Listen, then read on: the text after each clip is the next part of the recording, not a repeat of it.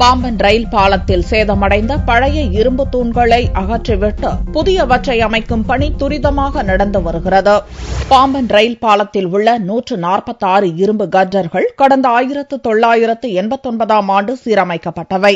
அதற்கு பின்னர் தற்போது கடல் நீர் மற்றும் உப்பு காற்றால் இந்த இரும்பு கர்டர்கள் துருப்பிடித்து சேதமடைந்தன. இந்நிலையில் சேதமடைந்த கர்டர்களை அகற்றிவிட்டு புதிய கர்டர்களை மாற்ற ரயில்வே நிர்வாகம் முடிவு செய்தது. இதன்படி 25 ஆண்டுகளுக்கு பின்னர் முதற்கட்டமாக அதிக அளவில் சேதமடைந்திருக்கும் 28 கர்டர்களை அகற்றிவிட்டு புதிய கர்டர் அமைக்கும் பணியில் ரயில்வே ஊழியர்கள் செவ்வாயன்று ஈடுபட்டனர். அரக்கோணம் ரயில்வே தொழிற்சாலையில் தயாரிக்கப்பட்ட இப்புதிய இரும்பு கர்டரை பொருத்தும் பணியில் 60க்கும் மேற்பட்ட ஊழியர்கள் ஈடுபட்டுள்ளனர். ரயில் போக்குவரத்திற்கு பாதிப்பின்றி இப்பணிகள் நடைபெறும் என்றும் இப்பணி காலை 6 மணிக்கு துவங்கி காலை 10 மணி வரை நடைபெறும் என்றும் ரயில்வே நிர்வாகம் அறிவித்துள்ளது. ஒரு நாளைக்கு ஒரு இரும்பு கர்டர் பொருத்தப்படும் என்றும் இம்மாத இறுதிக்குள் பணிகளை முடித்துவிட திட்டமிடப்பட்டுள்ளதாகவும் தெரிவிக்கப்பட்டுள்ளது. கடந்த 2007ஆம் ஆண்டு இப்பாதை அகல ரயில் பாதையாக மாற்றப்பட்டது. அப்போது ஒரு சில இரும்பு கர்டர்கள் புதியதாக மாற்றப்பட்டன. 28 கர்டர்களை மாற்றுவதற்கு 6 கோடி ரூபாய் நிதி ஒதுக்கீடு செய்யப்பட்டுள்ளது.